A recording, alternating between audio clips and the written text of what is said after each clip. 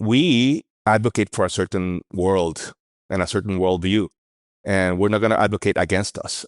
So we're game to sit in any table, but we will definitely protect tooth and nails the policies that save lives and save the planet with solar and batteries.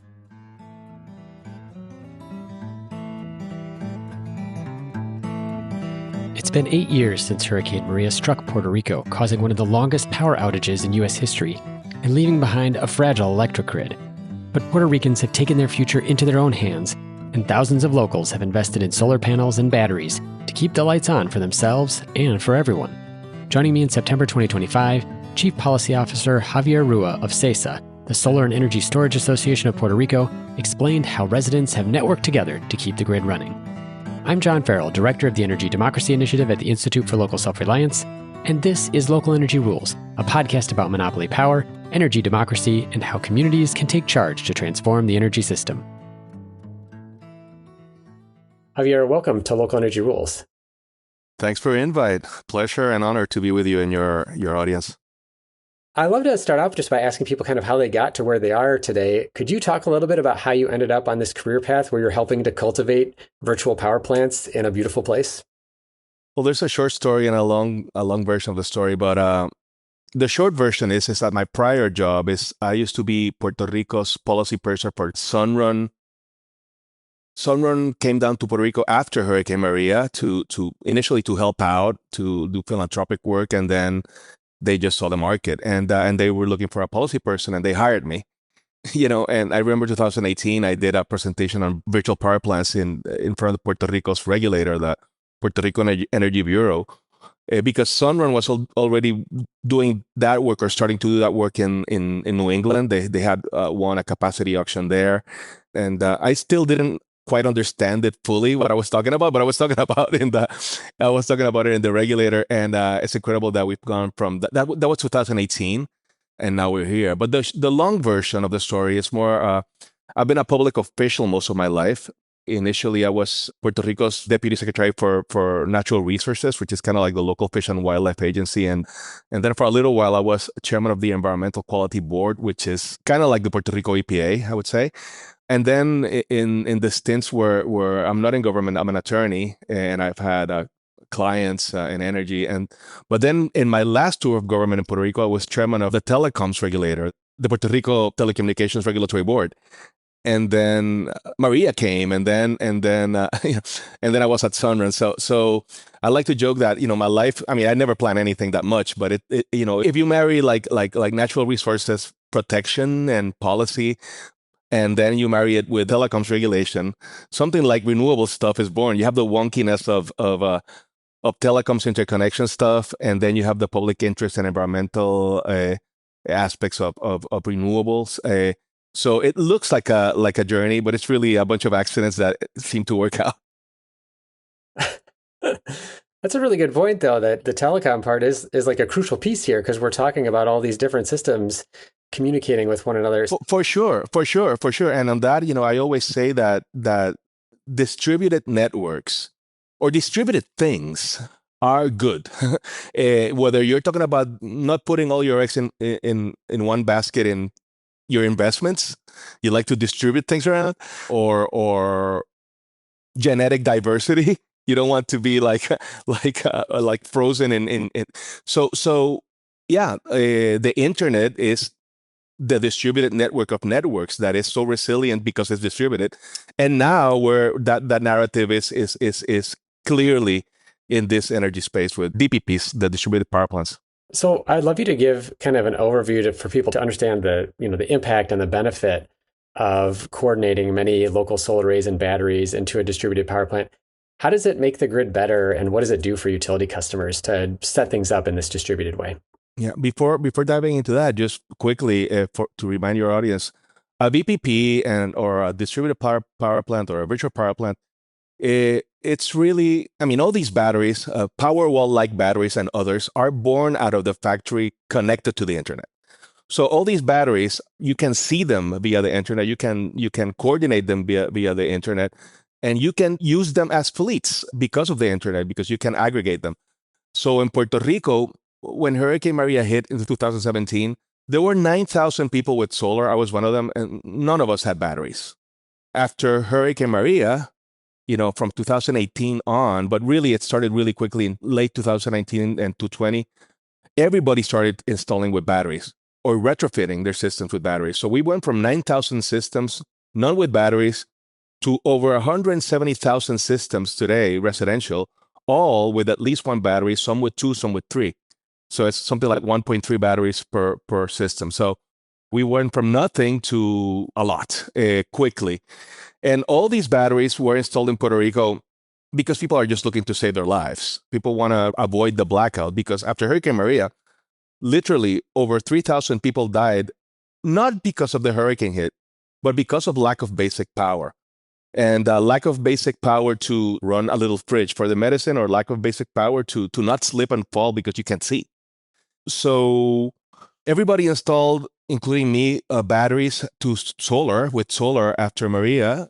But those batteries were were universally set in just a backup mode there, waiting for the blackout, which is really an incredible use case in Puerto Rico because there's blackouts all the time.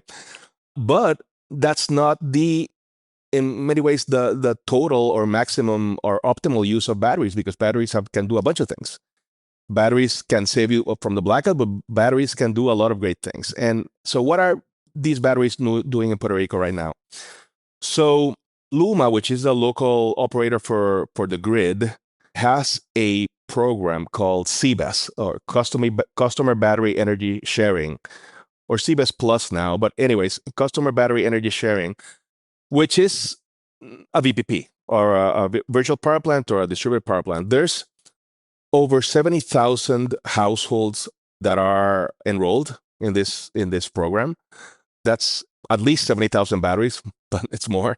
The vast majority of these batteries are Tesla Powerwalls, because that's the battery that has installed really, really quickly in Puerto Rico.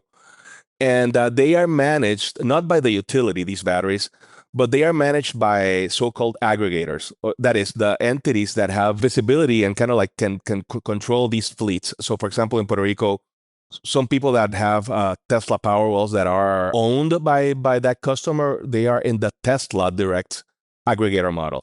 But most systems in Puerto Rico are leased, or under PPA, but basically leased.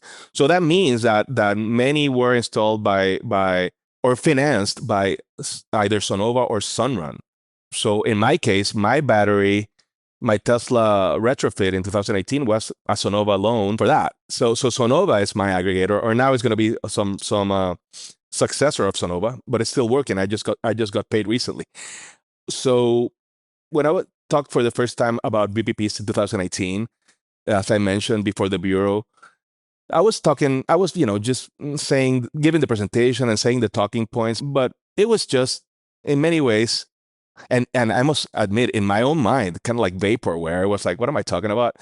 But it's incredible to see from that, like policy engagement to actual things happening, which are helping everyone. It's amazing. So what's happening? So there's at least 70,000 batteries, and these batteries have certifiably helped avoid blackouts for everyone in Puerto Rico at night. So Puerto Rico's nighttime demand peak, or high loads, when people get back home from work, it's mostly like from 7 p.m. to 11 p.m. Basically, the utility, the grid operator, Luma, makes a call at that time to the aggregators, which is a message, any type of message. It doesn't have to be anything high tech. It could be very simple, but it could be a push notification. It could be an email. It could be whatever. But they give a call to the aggregators, for the aggregators to discharge these batteries as per customer accepted parameters. So these customer accepted parameters in Puerto Rico are really, really conservative. So by conservative, what I mean is that they are set initially to settings that will protect maximally the customer's resilience in the case there is a blackout. So they are not discharging at their peak capacity or anything like that. So the vast majority of people are sharing about 20% of their battery, even though these batteries can discharge at a peak of 7 kilowatts and a sustained peak of 5 kilowatts. They are, to stretch out the event. They're not discharging over 3 kilowatts each. So that's to expand the length of the event from 7 to 11 and get more benefits. But what that means in the real world is that it's a predictable resource that the utility has of at least 50 megawatts for that period of time of like 7 to 11 p.m. It could be way more. If 70,000 batteries were discharged, you know, in unison at their maximum capacity that is sustainable, which is 5 kilowatts, we're talking about over 350 megawatts. You know, but that would drain the batteries in 2 hours or maybe a bit more. So, but the way it's set up is these fleets activate kind of like one after the other, that not at the same time, and then the settings are conservative. But it's already the proof of concept is there. It's been so successful that Tesla published a public site like real time monitoring of this Puerto Rico BPP and how it helps. It's amazing. I'm fascinated by what you said before about there are still threats from blackouts, but the network of these batteries can actually help prevent that. So you have this, customer cited resource now that is actually helping to like support the larger grid, as if I understand that correctly. Yeah, and in Puerto Rico, the story is even more amazing because it's not shocking to most, and I guess it's not shocking to most in your sophisticated audience that batteries can help a lot. But in Puerto Rico, even if without batteries, since Puerto Rico has a central generation deficit, there's the utilities power plants are old and there's always a few offline. Puerto Rico is always has very low reserves, sometimes negative reserves. So during the daytime, forget about the batteries. During the daytime, we've installed, as I mentioned, companies have installed over 170,000 systems, solar and batteries, but just the solar there is 1.2 gigawatts of solar that has been installed, distributed solar on people's roofs, 1.2 gigawatts that if you were to throw a blanket over that in the middle of the day, you would cause a blackout. And the other way around is that these systems, the solar, are helping avoid blackouts for everyone during the day, or at least helping Puerto Rico have better reserves during the day. So residential solar is helping keep the lights on for everyone during the day and during the night now with batteries. And if I remember correctly from some of the digging that I was doing in 2018 about Puerto Rico's power system, there's also a couple other things. One would be most of those utility-owned power plants are using imported fossil fuels, so they're expensive to run. So you're saving money for the grid this way. But also there was, if I recall correctly, you've got your major population centers kind of on the northern side of the island, the large power plants on the south side. So you have some liability, I guess, of these transmission lines going through mountainous terrain, having to move that power. So having the solar where people use it seems like it would also actually be really great for the grid. Yeah, it's a win-win. It's super economical to do these VPPs for all those reasons. Puerto Rico is not only highly dependent on imported fossil fuels, highly dependent on bunker C fossil, which is kind of like the super dirty, bad quality oil and coal. So also the environmental benefits are amazing of avoided emissions. But yeah, I mean the avoided losses just from the distance from generation to consumption to distribution and consumption, just the avoided losses of the distance compared to locally generated and consumed power is great. So I mean, so I mentioned there's a study by Gable and Associates for Puerto Rico. Gable is an expert on this, and Puerto Rico has net metering, and usually you have the people that are opposed to net metering for supposed cost shifts, etc. In Puerto Rico, not only we have the normal arguments of avoided infrastructure and avoided fuels. As I mentioned, in Puerto Rico, solar during the day is helping avoid blackouts for everyone. So we're helping the utility stay on and keep billing during the day.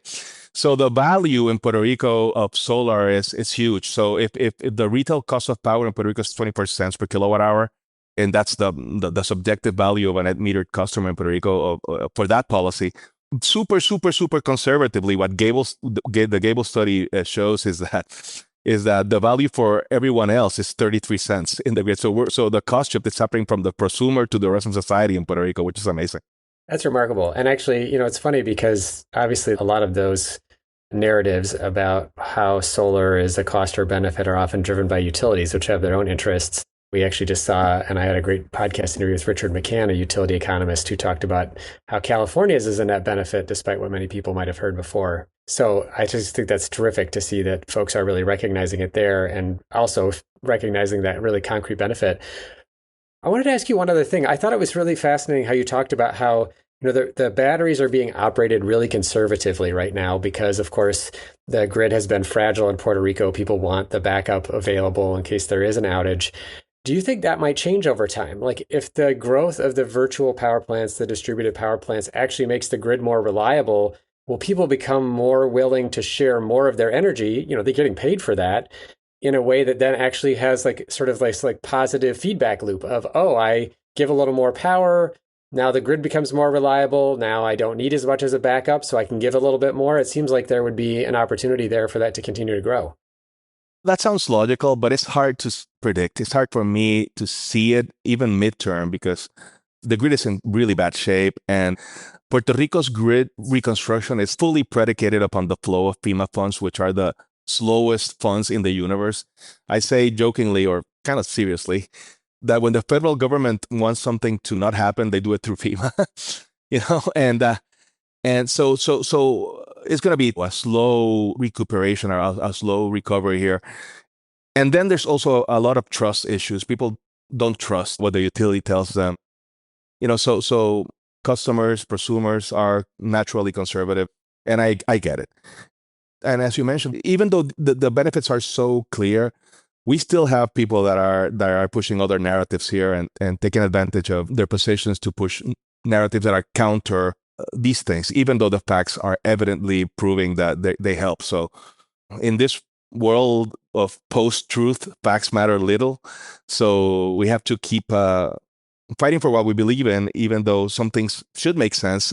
Like what you say, it's hard to predict, honestly.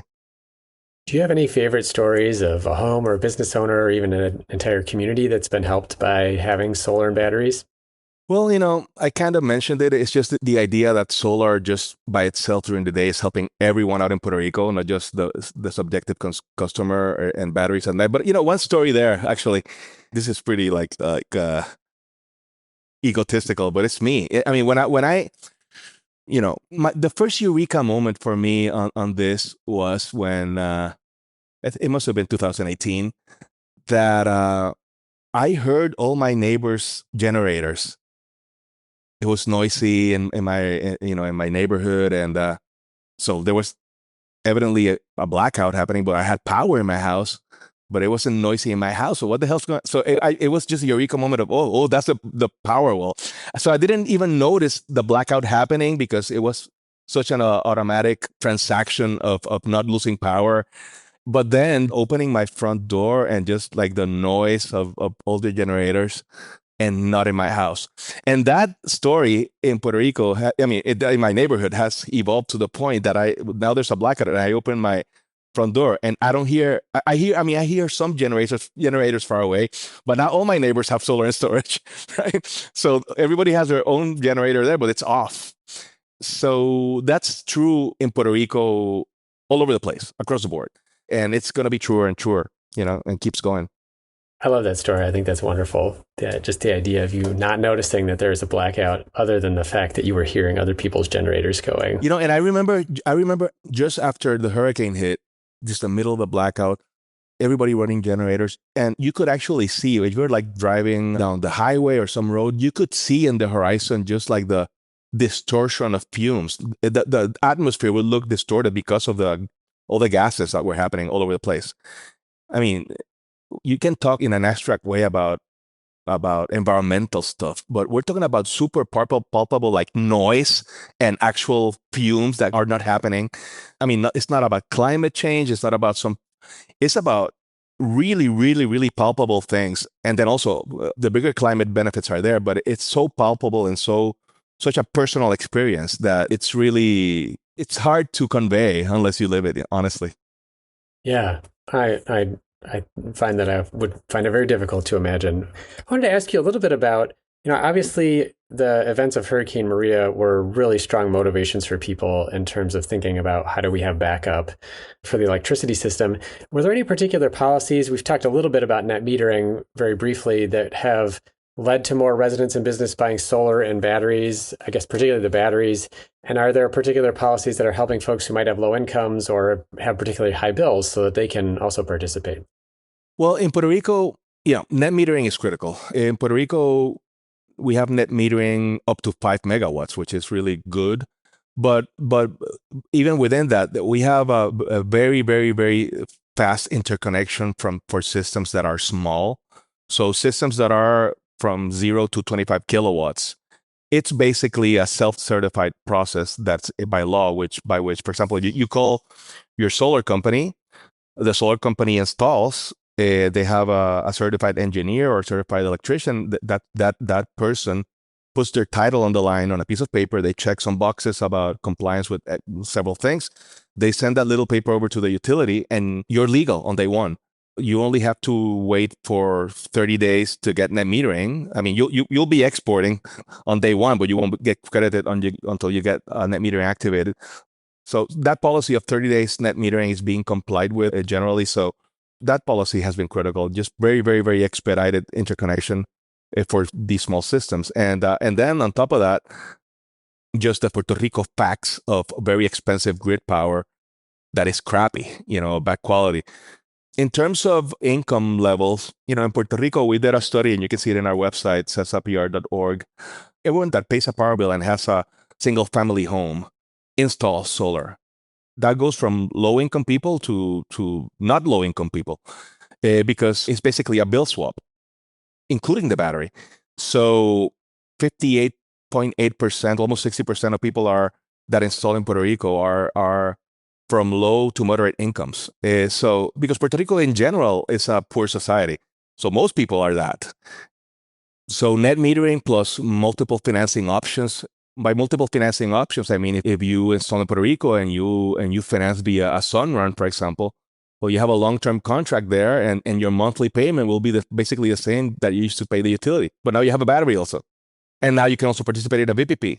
So it ends up being it ends up being not only economical, it ends up being a no-brainer.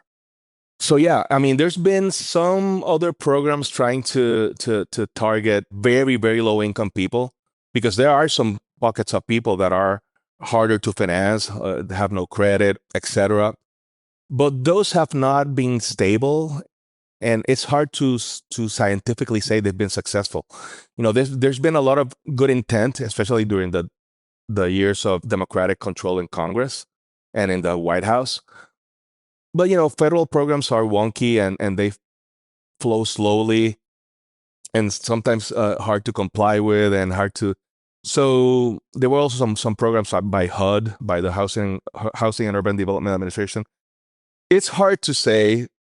I mean, some systems have been financed like that, but it's hard to say if they've been additive really, or if they have been people that would have installed anyways, but then waited to get some free money to then install. Because naturally, a rational person, if there's a potential or a promise of free money somewhere, they'll hold out to try and get that free money. But at what cost? Sometimes sometimes at the cost of waiting, or at the cost of it not happening.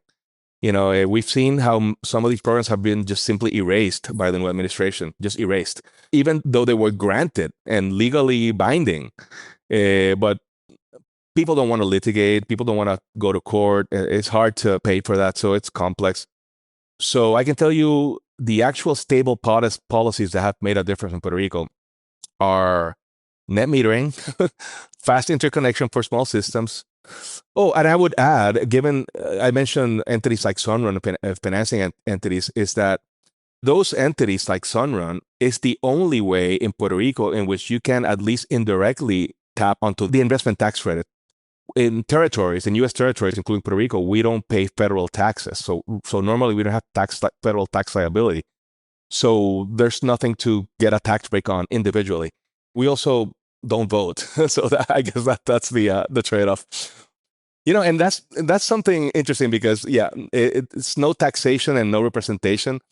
I think in many ways DC is even more colonial than Puerto Rico, because they get taxed and they get no representation either. And I think there are many people who would agree with you. Yes. so entities like third-party owners like Sunrun, that are federal taxpayers and finance a program, a project in Puerto Rico, they are able to leverage the ITC. And that policy was protected for a while, at least 2 years after the big ugly bill. So that's there. That's at least 30% off of Sunrun's price, but that trickles down to Puerto Rico prices, which is good, as well as battery ITC that will be there for a long time. So yeah, those are the policies that matter. Grants or other programs, unless there's something super stable and predictable, they're either washes at best or sometimes even harm because they slow things down. It's really interesting. I'm absolutely fascinated by the interconnection process. It sounds like the sort of accounting for net metering. You said there's 30 days until you're able to collect on net metering. Look, we know it's a unique policy, and I can tell you it was a reaction to after Hurricane Maria, when there was this huge consensus across the board from right to left to right, West Grid and Puerto Rico, that we simply had to move away of the central generation paradigm based on fossil fuels. A critical law was written. It's called Law 17 of 2019, which is really Law 17 of 2019, the Puerto Rico Energy Public Policy Law. It's also the Puerto Rico RPS law, the Puerto Rico that says Puerto Rico has to be 100% renewables by 2050. But in a very important way, it was an exercise of creating policies that made historical utility shenanigans moot from the past. So, I mean, our companies knew what the utility would do to kill you by process or to this and that. And then in Law 17, it was an aggressive policy, but it's working. It's working very well. And we also wrote something into that law that larger systems that are over 25 kilowatts, have to be interconnected within 90 days. And if the utility doesn't act within those 90 days, it will be understood to be interconnected. But that hasn't been really, the regulator has not implemented that really.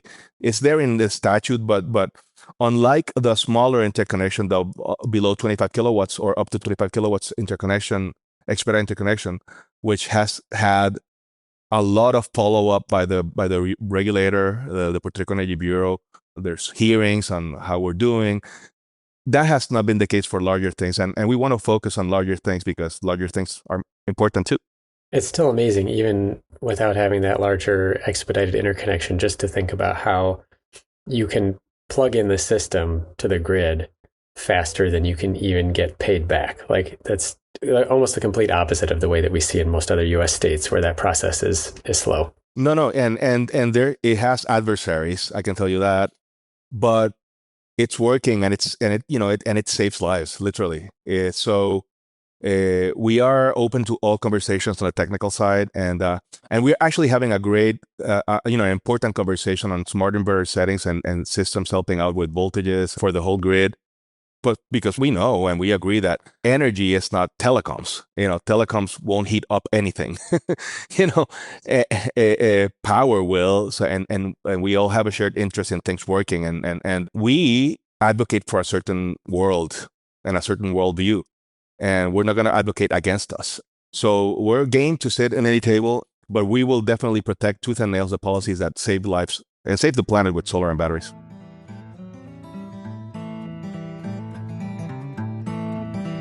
We're going to take a short break. When we come back, I ask Javier about the impact of federal policy changes and the size of the opportunity for distributed power on the island. You're listening to a Local Energy Rules podcast with Chief Policy Officer Javier Rua of SESA, the Solar and Energy Storage Association of Puerto Rico. Hey, thanks for listening to Local Energy Rules. We're so glad you're here. If you like what you've heard, please help other folks find us by giving the show a rating and review on Apple Podcasts or Spotify. 5 stars if you think we've earned it. As a bonus, I'll gladly read your review aloud on the show if it includes an energy-related joke or pun. Now, back to the program. You kind of alluded to this already, that there were, you mentioned the big ugly bill that was passed in Congress that's ending a lot of the tax incentives, which, as you also mentioned, were only accessible through like third-party ownership. I think you also mentioned too that there were these clawbacks of some of the Biden administration, the Inflation Reduction Act policies. Are there other things coming that are going to be problematic? I mean, for sure, on the nonprofit side, the hurt is bad. I mean, when they kill programs like Solar for All, that hurts Puerto Rico too. There was a lot of money granted there to local nonprofits to do these things, and it's been erased. and there were some DOE funds. This is not the big ugly bill, but there were other funds that were canceled by other just by the change of the administration in the DOE. So yeah, there was a big push to get nonprofits to keep doing bigger and better things, but that's going to slow down. I don't think that we are. I mean, the commercial, the company side, and just to give a, I'm the chief policy officer for CESA. CESA is a trade association. CESA is the companies that do business in Puerto Rico in the solar and energy storage space, from local companies to multinational companies. And we have installation companies and manufacturers and financiers. So the companies that are installing in Puerto Rico and financing in Puerto Rico, I think will be moving at a very similar pace that they have in the past, even despite the federal changes, because the fundamentals have not changed. And I mentioned them. It's expensive grid power that is bad quality, and net metering. And net metering is under attack, I must say. And there is an ITC that's protected for leases, which is good for a while, and for batteries for a while. But the local policies like net metering and just the Puerto Rico market truths of expensive power that's crappy, and the interconnection rules that are good for the small systems will be there for the long haul. So that I don't predict a slowdown on the commercial side of things. But yeah, the nonprofit side will see a slowdown because they were relying on these federal grants to do things, and they were hit very, very hard. What do you see as the big opportunity going forward? How many folks that might already have solar storage haven't joined a virtual power plant or distributed power plant? And are there any limits? Like, will people continue to do solar and batteries and then join these virtual power plants and the capacity continue to grow? I think the growth is happening. I think the big opportunity is to tap them all. I mean, we have 70,000 batteries enrolled at least, and they could be 165. So there's work to be done there, but they're going to keep growing. Puerto Rico installations, solar and battery installations in the last few years since 2020, since 2022 have been 3 to 4,000 systems a month. So that's at least 3,000 batteries a month, but it's really like 4,000 batteries a month. So the resource grows by itself organically.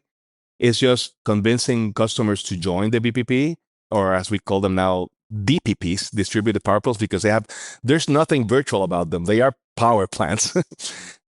And I guess there's some even longer term opportunities that might seem science fiction right now, but they're really not. It's just everywhere we're seeing electric vehicle growth and bilateral charging growth. And there's a point in the not far future that I can see this growing even exponentially because of EVs, because just the size of car batteries is conservatively 4 or 5x of a home battery. And but it's the same battery, but just bigger and cheaper at scale. So right now it's just home batteries. There's another opportunity is bigger front of meter BPPs or commercial size BPPs growing this is a more real shorter term goal. The BPP right now, the CBES program by Luma, is basically a residential program. So getting businesses also interested in batteries that are in businesses and bigger batteries, and not only behind the meter batteries. So just batteries are great, period. Behind the meter, front of meter, large, small, with wheels, they're all great. So all these things are going to happen. I think they were going to happen faster with Democratic administrations federally, but just the market is going to dictate, make them happen too naturally, just because of the plunging costs of storage and just the easy deployability of it. And some people have mentioned this, and I was saying it for a while, and then I saw someone else say it, and then I felt validated. In the telecom world, the killer app was really a mixture of the smartphone and the internet. All of a sudden, many business models were completely disrupted. I mean, all these companies that spend billions in telecoms infrastructure, and now you can make a WhatsApp call, right? I think the killer app really in this sphere, in this world of ours, is just EVs. EVs interconnected to your house, to the grid, to each other by the internet. Physically to the grid, but also virtually by the internet. So, and controlling those transactions peer to peer or peer to grid, or so V2X. The promise of that will be highly disruptive to centralized thinking. It will be the most distributed thinking possible, and I can imagine a terabyte BPP or DPP just driving around your highways every day. So I don't know how far that is. I think it's within a I don't think I think 5 years is it's not irrational. But I mean, I don't know. Maybe it's 10, maybe it's 3, maybe it's 5. I don't know. The shorter term thing for sure is just keep growing the BBP that grows organically, loop people in. I don't think we're going to see increased levels of incentives. We have in Puerto Rico, the level of incentive for the BPP is to the customers $1 per kilowatt hour. The adversaries of this are always messaging that this is a lot of money and it's too rich, and they don't understand the cost of lost load in Puerto Rico or the value of avoiding blackouts is billions of dollars cheaper or whatever subjective incentive that's created. But so I don't think that level of incentive is going to grow. So, but if we were somehow able to grow it, it would incentivize more people to join the BBP for sure. But I don't see that short term. I think we're going to be at that $1 per kilowatt hour incentive, and we have to work for that and work with that, and then just work with more education and more messaging and more. I say also gamification, just making it more fun and making people feel proud that they're helping out and feel rewarded not only by money, just by kudos, so, and just general societal gratitude. So there's one of your questions, which is a great story. I just got reminded of one. And it's that, and this is also an important story to get people bought in and interested in this and really hyped and happy about it. Is that VPPs or DPPs or, virtual power plants, distributed power plants, they are real, but they have been real, as far as I know, only in really advanced first world countries. Puerto Rico, so there's VPPs in Australia, there's VPPs in the US, there's VPPs in Japan, Germany, other European locations. Puerto Rico has the first operational virtual power plant in Latin America and the Caribbean, full stop, period. And that is amazing, and that is important, an important message, because Puerto Ricans, you have to think of us as, we're part of the United States and proud to be so, but we are really a Latin American jurisdiction. And we see ourselves as Latin Americans, even though we are US citizens, which is great too. So we're proud of that. And you can see that whenever there's Olympics, we have our Olympic team and we love it. Yeah. And we and our basketball team beat the dream team once. And that was the best day for us and the worst day for the dream team. So this type of patriotic idea of being the first at something matters in Puerto Rico, because it's also, it's an issue with also just your self-worth and your place in the world. Puerto Rico was moving fast and being great at stuff in the 50s, in the 60s, in the 70s, even the early 80s, and then everything went to crap. The whole society went bankrupt, and then just everything went downhill. And now we're seeing hope and glimmers of hope and actual things that are amazing, like this, world-class amazing, like a virtual power plant of prosumers helping everyone out, avoid blackouts. There's one very basic human right aspect of it, of saving lives, your own life and other people's lives. But it's also a sustainable economic development paradigm. It's money that's that remains in the economy, instead of Puerto Rico buys. And this is just a message on the ridiculousness of being addicted to fossil fuels. Puerto Rico buys about $3 to $4 billion in fuel every year. That's money that is kicked out of our economy to other economies, sometimes enemy economies, forever. Whereas solar is free and stays here. And so as an economic development and a sustainable economic development truth is also amazing. And even with all these things, we still have adversaries that we have to keep fighting, even though they're no-brainers. Javier, thank you so much for joining me to talk about the success of distributed power plants in Puerto Rico. It really is a lovely story and really exciting to see how it is, like you said, serving so many of these different goals: environmental, sustainable development, reliable power. It's just tremendous. Saving your life. 100%. Yeah, thank you again. I really appreciate it. Thank you.